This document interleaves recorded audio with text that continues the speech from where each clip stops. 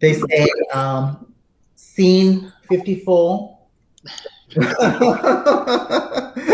Action. This is the third retake to this scene. Welcome back, folks. I hope this time you can see both of us, or all three of us. Welcome to our first ever Kurry Talks and Ask a Doctor. And I would like to reintroduce to you, and talk a little bit about the show that we had previously. Isao battled COVID-19 and was hospitalized for almost 3 months, actually.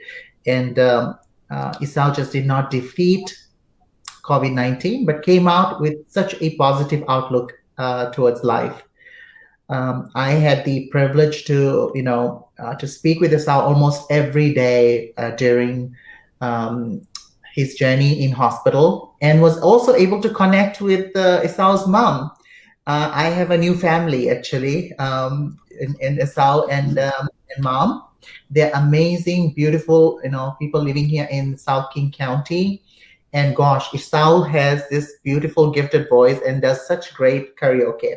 I'm sure you must have listened to it. If not, go back to Kurry Talks and you can watch Isao perform. Without further much ado, I would like to welcome Dr. Maxime and Dr. Andrew, and I hope this will be the last time I have to reintroduce you. Not we'll do take 4. But yes, Happy New Year to both of you. And I will give you this opportunity to introduce yourself and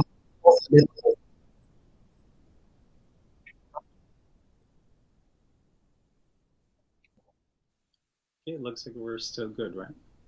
But are we on? Yeah. I guess we're on. Sorry. Yeah, no, I made a comment earlier.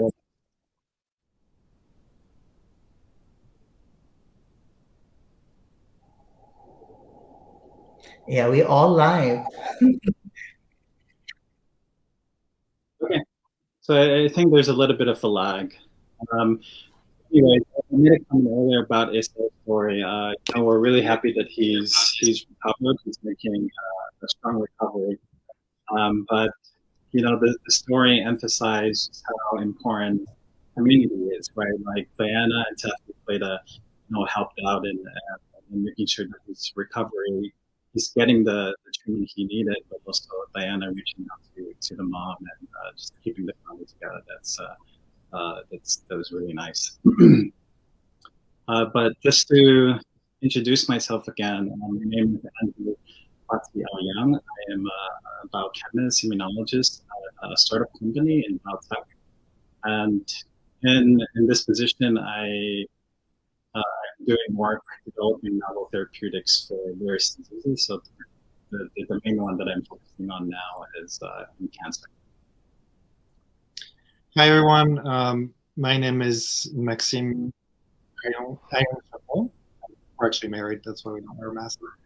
And I'm also a scientist, PhD scientist in immunology and training. And I work in biotech as well at a different company on finding new therapeutics for neurodegenerative diseases.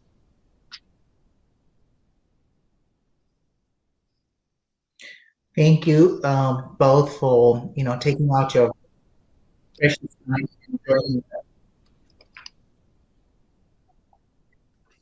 Now I'll jump onto the questions very quickly because a very important question that has been asked today in is after vaccination. We are in the process of getting vaccinated. After vaccination, are people exempt from exams? And also, the vaccination means that not going to get.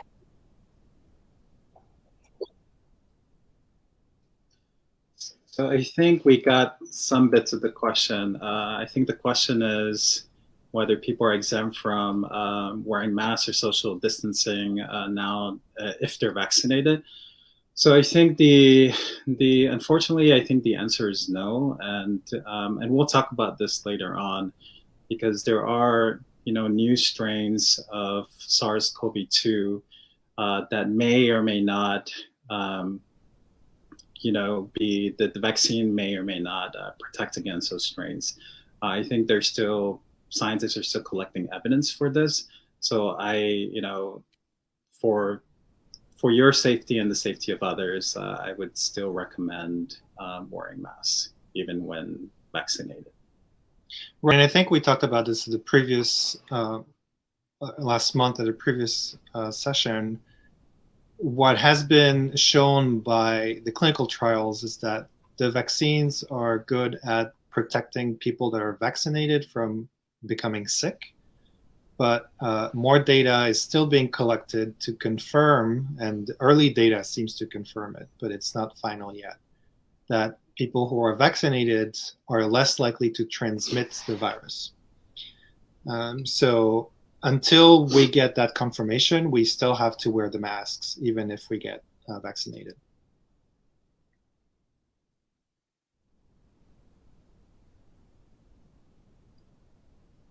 Wow. Sorry, we can't hear you, Diana.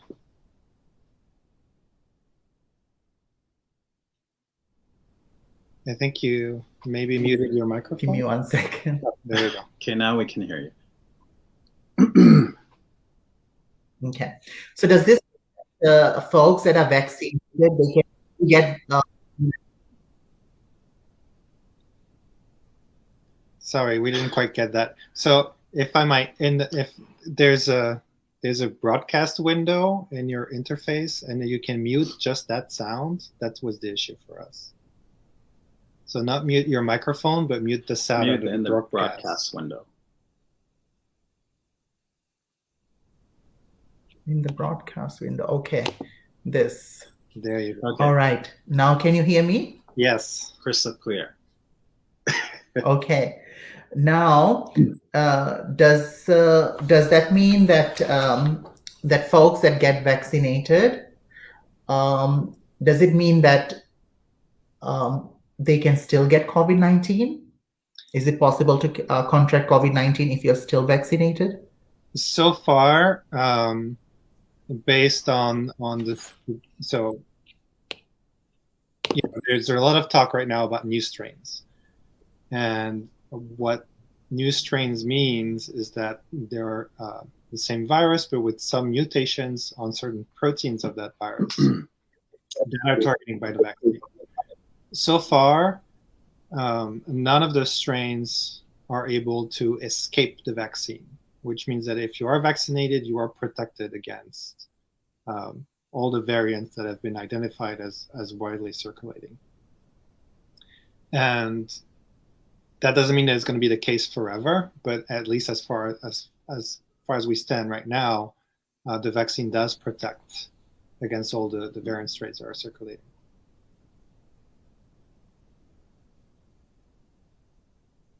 For example, if I get I have been vaccinated actually 2 weeks ago, my first dose. Now, and after the second dose, and I get exposed to somebody who had COVID-19, and I get COVID-19. I may not have all the manifestation of the illnesses as severely as somebody who does not have the vaccination, and maybe I'm not aware that I have COVID-19. I've contracted COVID-19. Am I likely to pass it on to other people who may not be vaccinated and folks that I will meet? Is that possible? Right. So that's a very good point you're making. And the answer to that is we don't know yet, which is why people who have been vaccinated should still wear a mask. And as you said, what the vaccines do is prevent people who are vaccinated from getting sick, as in developing symptoms. However, we are not completely sure yet that they prevent completely from infection and from passing on the infection to others. So this is data that is still being collected, and the early data is promising, but we need to wait until the complete data sets come back. So, I guess the short answer Now, thank you for that. maybe yes. My next question is, what do you know about any other potential or great vaccines that's coming up? For example, Johnson and Johnson, and I think their clinical trials are showing that they don't need 2 doses; they need only one. Do you have any information, or did you read anything about this company or any other vaccines that's in trial, maybe? Right. So there's there's 2 approved vaccines, one by Pfizer and one by Moderna, that both rely on the same technology, which is called mRNA technology. As you mentioned, several companies are ongoing phase 3 trials, which is the trial that will allow them to apply for authorization. Johnson and Johnson, or their research branch, Janssen, is one of them, and their trial is currently ongoing, and they should be able to have the data. The last communication they said was by the end of January, but end of January is 2 days from now. So in the next few weeks, they should have enough data for their trial. They were trying to enroll 40,000 subjects in the United States, and it is a different technology based on a viral vector that contains the information for making the vaccine inside your body as well. And so, as you said, it's a single dose vaccine that they're testing. However, they're also testing a 2-dose regimen of the same vaccine in a separate trial. So what they're doing is they're going to see if the single dose is sufficient, and if not, they also have a 2-dose trial going on. Another phase 3 that's going on is a company called Novavax, and they are using also a single dose regimen with, again, a different technology, which is called recombinant protein. It doesn't really matter, but they're also ongoing. That's the same protein, right? Yeah, so all of those vaccines are using the same viral protein, which is the protein that contacts the receptor on the human cells to infect the cells. And so finally, there's the AstraZeneca vaccine that's authorized in the UK, in the EU as well, I believe. So that one is sort of this is the vaccine that was in the news because they had they made a mistake, and then it showed up that it was slightly better than what they had planned to do. So now they're expanding that group where they made the mistake to see if indeed it's good, because their efficacy was not nearly as good as the Moderna and the Pfizer vaccines. So to sum up, there's 2 approved vaccines already, and there's 3 which should read out in the next few months. So hopefully the combination of all those vaccines will allow us to get enough doses for everybody.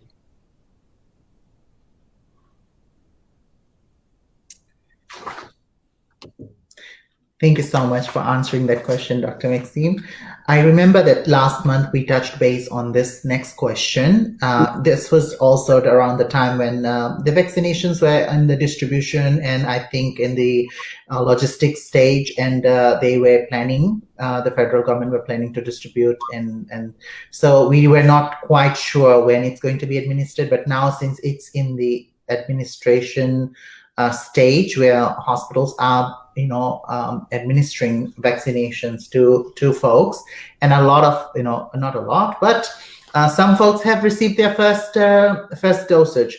I think the common question that's floating around in our community is, are the ingredients on the first dose different from the second dose of these vaccinations that we are getting from both Pfizer and Moderna? And the second part to the question is, we've had some reports that when somebody gets their first dose, they have a slight to moderate side effects, but when they get the second dose, some of the side effects manifest strongly. So is it because the second dose has different kind of medication or stronger medication or something like that? Would you be able to elaborate a little bit on that again? Thank you. Yeah, I think that we know of that it's an identical dose, right? It's the exact same. The second one is the exact same one that you get in the first one. But the differential response that you get, this is natural. So the first response is really sort of a priming step. Your body, your immune system has just now recognized this foreign molecule, so now it's mounting, right? It's preparing itself for and how to defend against this foreign object. The second dose, and during that first process, right, you develop something called the adaptive. You activate your adaptive immune system. You turn on a memory response, and this is T cells and B cells that will now produce antibodies to target the virus. So the second booster, because now your body has been primed, so it's going to respond much more rapidly, much more dramatically compared to the first. So that responds with the increase in antibody production, the increase in these immune cells, and the secretion of various inflammatory molecules. All of this contributes to inflammation. So you have a stronger response, like you have higher fever. These are all manifestations of your immune system going on overdrive. So all of this is natural. So this is, if this is happening to you, then it means it's working.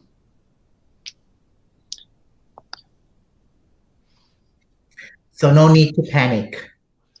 No, in fact, it's very consistent with what was seen in the clinical trials. I'm just looking right now at the Moderna data, and you see a drastic increase in the reported,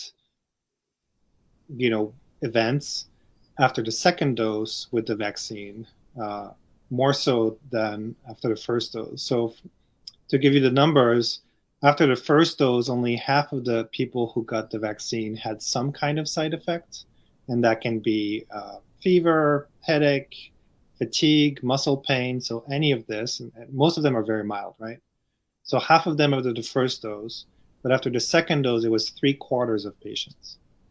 And so, as Andrew just said, this is the natural way that the immune system functions, and if anything, it's a good sign. Yeah, so if after you get your second dose, definitely, rest, stay hydrated, drink a Tylenol, and yeah, just let your body do, what it's doing.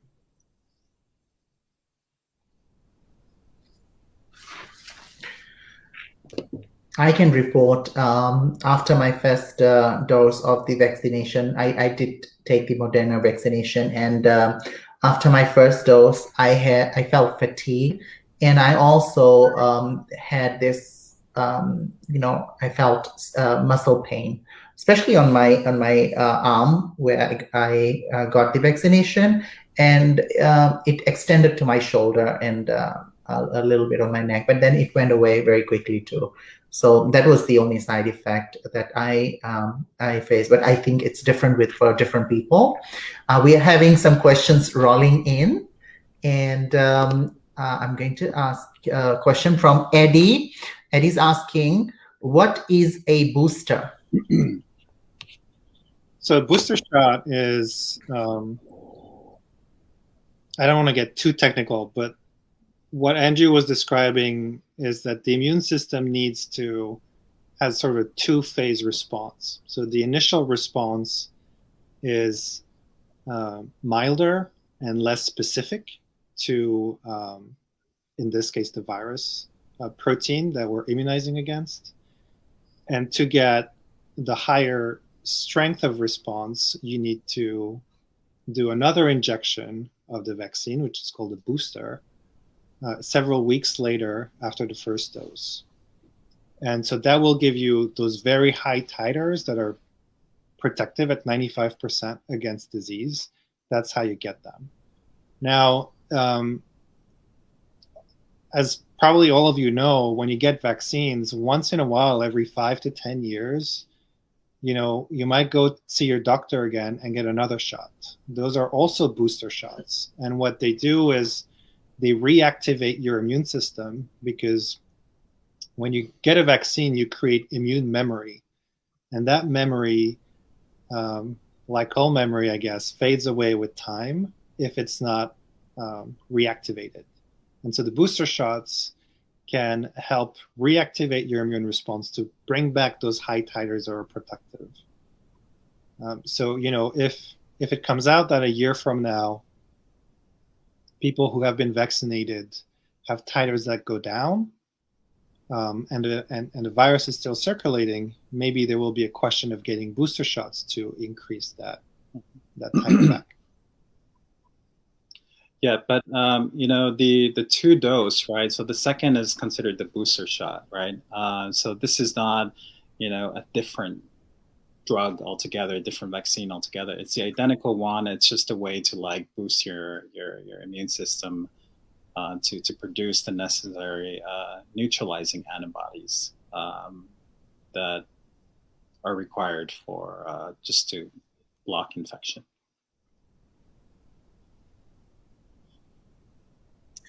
Thank you very much. You've explained that very well. So, folks, the second one that we are getting with Pfizer and Moderna, it's correct to say that it's the booster shot that we're getting, right?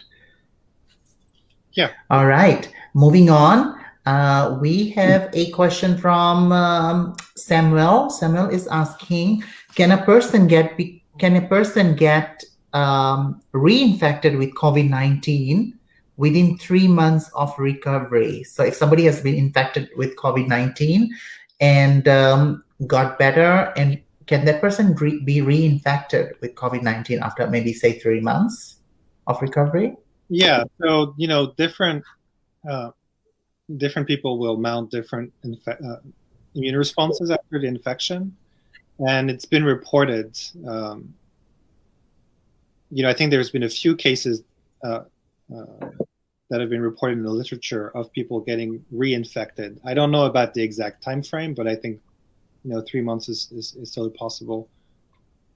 If the first infection is not particularly strong and your immune response is not very strong, or if you are immune suppressed and your immune system just doesn't create very strong responses, then yes, you can get reinfected. It's totally possible.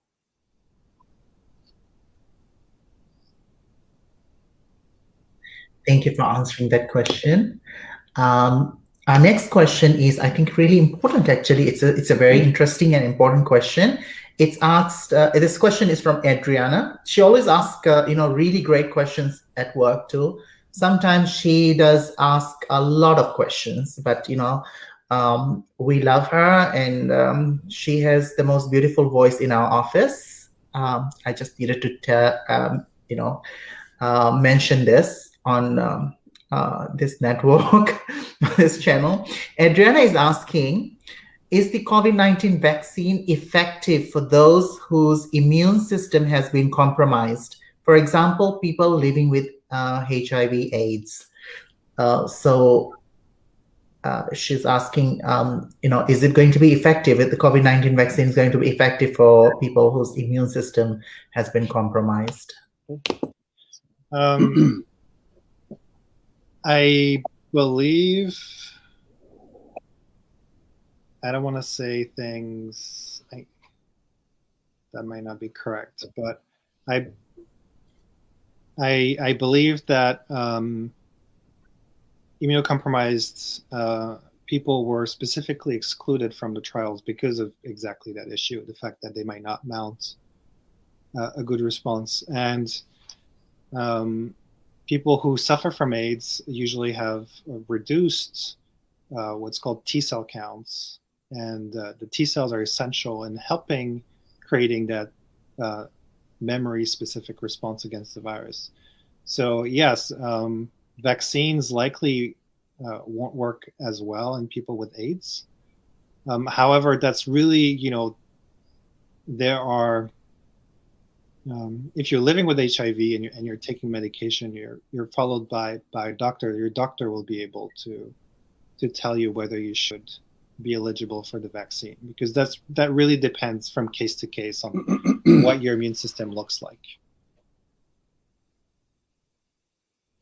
Yeah, and I think just to add on to that, as Maxime said, T cells and B cells, this is the second response, right? That the booster shot activates this response. So specifically with people living with AIDS, they are immunocompromised. They have reduced T cell count, and those are the cells that are required for eliminating, fighting the virus. So the vaccine might not, give them that necessary response.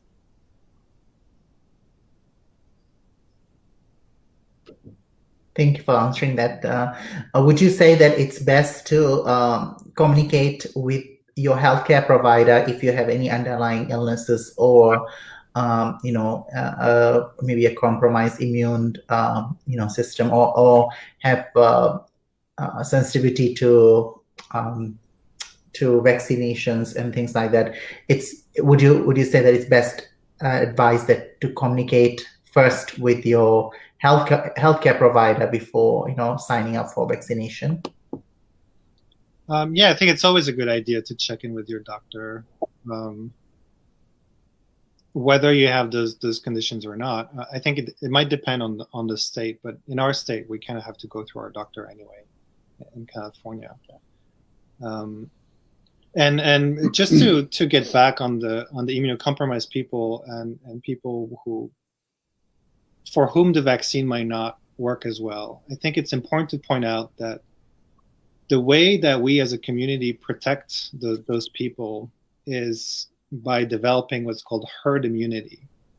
What herd immunity is, it's that it's preventing the virus from circulating in the community by having a lot of vaccinated people. Because the way the virus circulates within our communities is through us. It's by infecting one person that then infects another.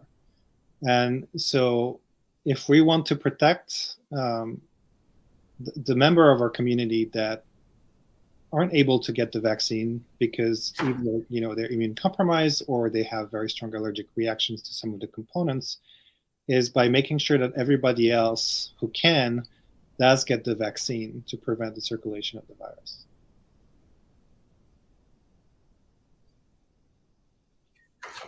That was going to be my next question. What is herd immunity? And I think you answered it well. Is there anything else you want to talk about herd immunity? I find it hard to describe without visuals, but basically, it's like if you think about a community as like a sea of people, it's very easy for the virus to go from one to the next and circulate that way. And what herd immunity is doing is it's creating fences within that sea of people, so that if one person does get infected, but everybody else they know has been vaccinated, then the virus can't jump to the next person, and that stops the progression.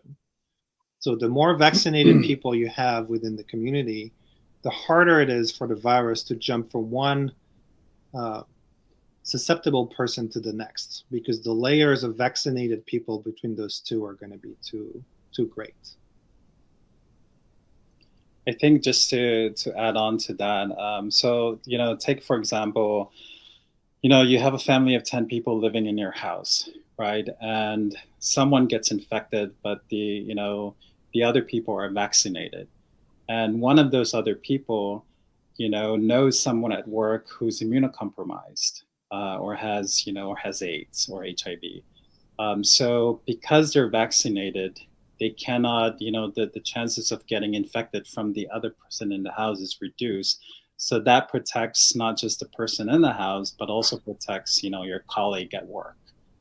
So by establishing that herd immunity, that protects, secondarily protects those who are immunocompromised or those who haven't taken the vaccine. Mm-hmm. Thank you.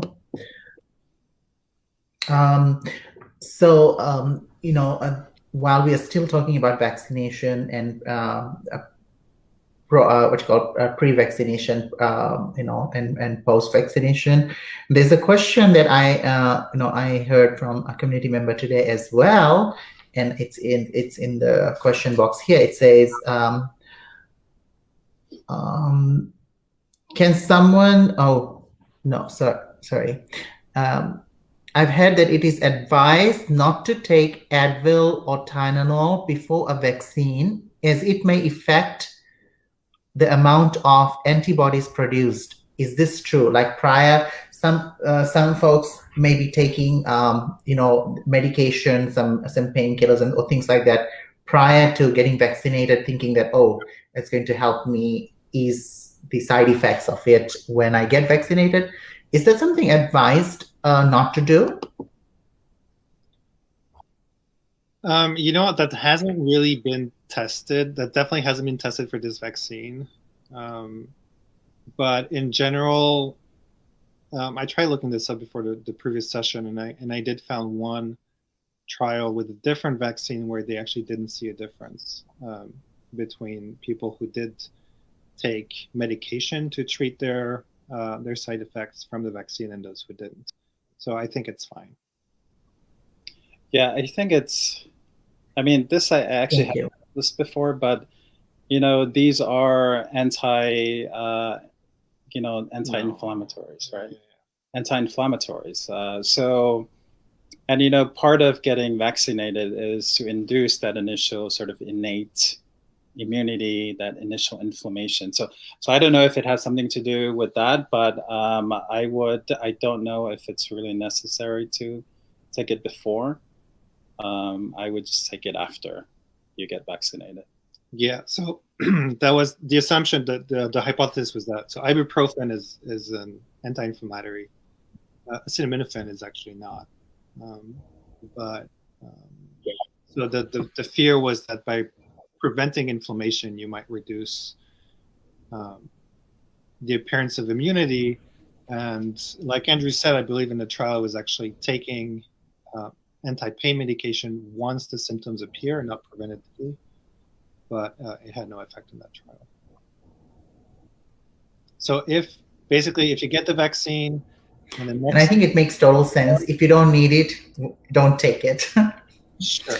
A next follow-up question, actually, in pertaining to the the antibody and the HIV, or somebody living with AIDS.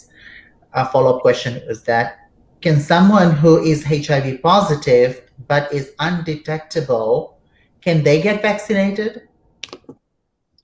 Right. So if it's if you're living with HIV but the virus is not circulating in your body, then you likely don't have AIDS, right? Because AIDS is a disease that's defined by an immune deficiency, and for that to exist, the virus needs to be thriving. So again, we're not medical professionals, so I would just direct you to your primary care physician and have the discussion with them. But if you're not immunocompromised, then the vaccine should be efficacious. Yeah, and I think that's the emphasis, right? It's people who are positive of HIV, still have a functioning immune system, so they can respond to the vaccination. They can activate their innate and adaptive, their memory response, and they may be able to produce the necessary antibodies.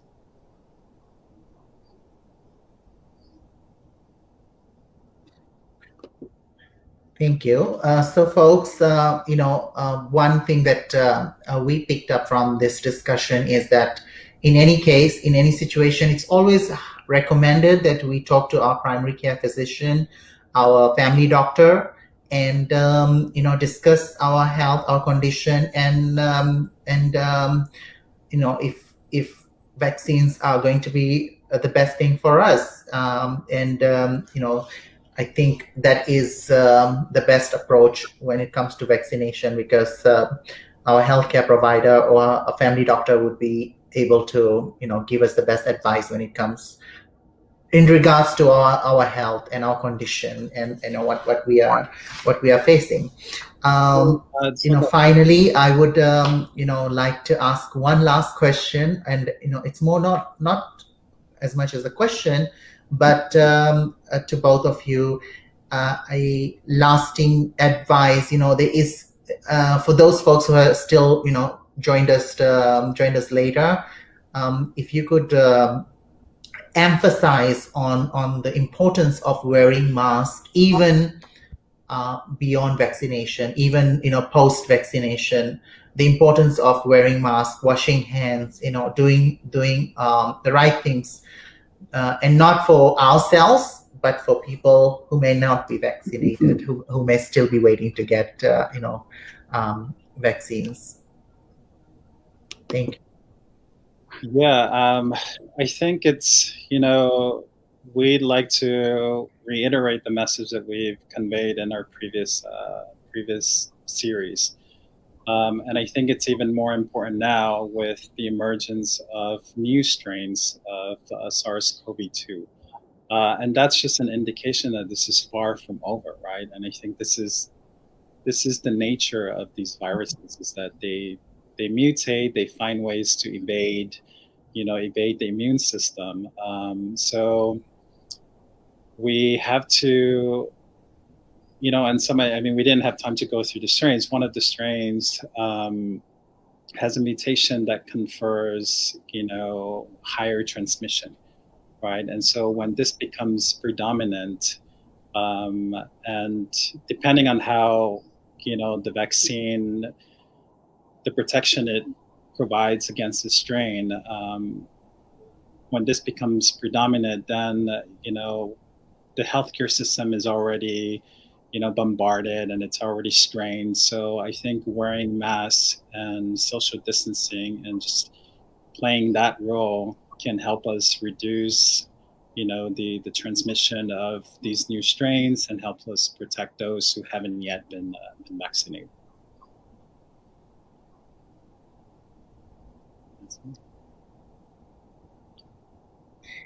And would you like to add something, Dr. Maxime? Yeah, I think, again, I'll say again that we're not wearing masks because we live together. So I apologize for the optics. We do wear masks whenever we go outside. We both have to still work on site with other people, so we wear masks at our workplaces as well. Masks, washing hands, keeping your distances are the easiest, cheapest, and for some most effective ways of preventing this virus from circulating. So we got to keep doing it even after we get vaccinated, until we get to a point where the virus is circulating so little that we can actually keep track of it. And we're not nearly there. I was just looking at the numbers. I had forgotten, because it's been so bad for 1 year that we reach a point where we forget. But even today, there were 150,000 more new cases in the United States. 4,000 people lost their lives today in the United States to COVID-19. So wearing masks is very important. And it's also not very complicated. So just stick with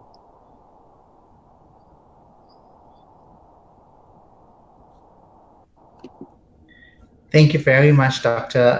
Maxime and Dr. Andrew. It's always a pleasure and honor, and so amazing to talk to two very, very good-looking doctors.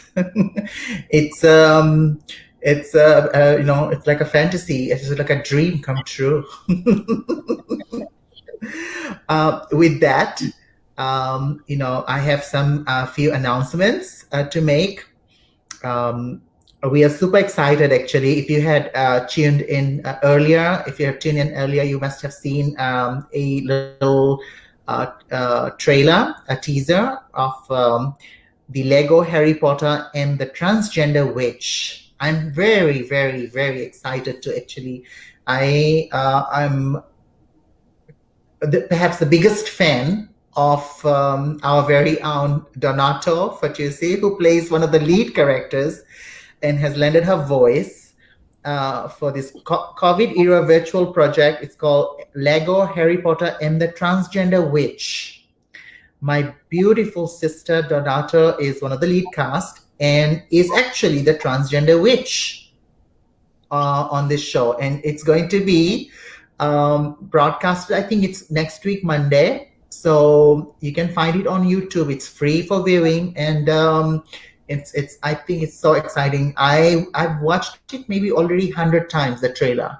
It's so much fun. I like when she says Veravata or something like that. Veravata. It's just so amazing. She's such a brilliant person to learn from and work with. I'm just so blessed. And apart from that, I have another big announcement for our community members.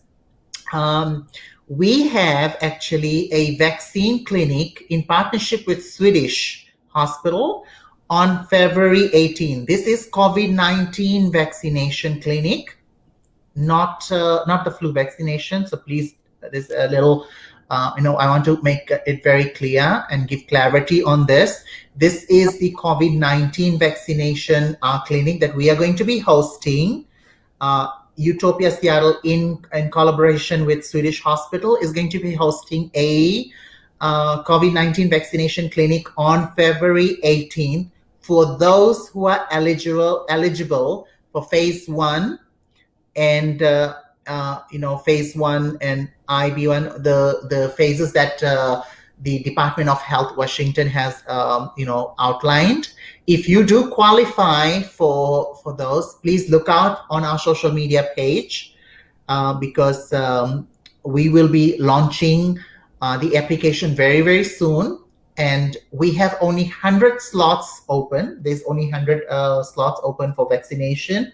So those folks who would apply and who wants to get vaccination, we encourage you to go through the process and see that you qualify first, and your household qualifies, and you can come and get vaccinated. It's going to be here in Kent.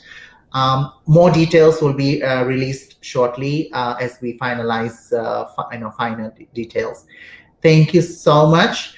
Also to emphasize, it's going to be for people 65 and above, those who qualify under the guidelines that Department of Health Washington has outlined. People who are 50 plus, living in multi-generational homes, people who are 65 plus, people who work in healthcare, in facilities where they look after the elderly, and those the other folks. So if you do qualify, we are trying to focus our community members, cutie pie BIPOC community. So if you are part of our community and you want to get vaccinated, we encourage you to please look out for the application, and the flyers will be coming out soon. Once we finalize, it's going to be on our social media page. Thank you, Dr. Maxime. Thank you, Dr. Andrew, for this lovely time. We'll be back again next month. And I hope that we both will have, some time and some, moments for us with us to share. And I apologize once again for the technical difficulties. But beyond that, we still were able to answer such great questions. Thank you for your time. Thank you.